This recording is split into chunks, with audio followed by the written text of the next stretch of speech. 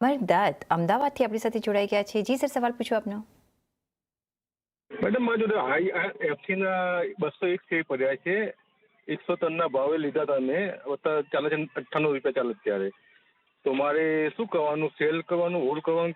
Target કેટલો છે આનો? ક્યાં સુધી જશે આવી? તમે કેટલી વખત હજી વધારે હોલ્ડ કરી શકો છો? 2-3 મહિના. કેટલા ટાઈમ સુધી વધારે ખાય તો મળશે મને સારા પૈસા? ઓકે.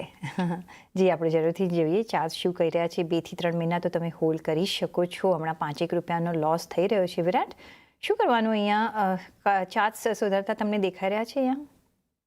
સો અહીંયાથી અગર આપણે જોઈએ તો 94-90ની આસપાસના લેવલ્સ છે જે એક ઇમ્પોર્ટન્ટ સપોર્ટની જેમ સૌ થતા જોવા મળી શકે છે. રિસેન્ટલી પણ આપણે જોયું હતું કે 95ના લેવલ્સ પાસે એક સારો બેઝ બનતો જોવા મળ્યો હતો, એક સારો સપોર્ટ આપણને બનતો જોવા મળ્યો હતો.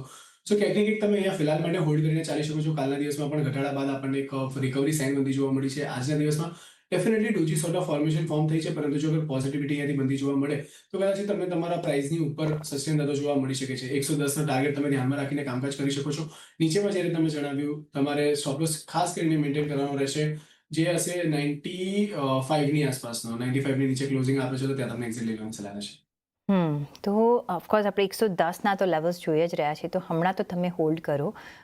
95 રૂપિયાની આસપાસના તમે અહીંયા એક સ્ટોપ લોસ રાખજો ને અહીંયા ઊભા રહી શકો છો IRFCના કાઉન્ટરમાં.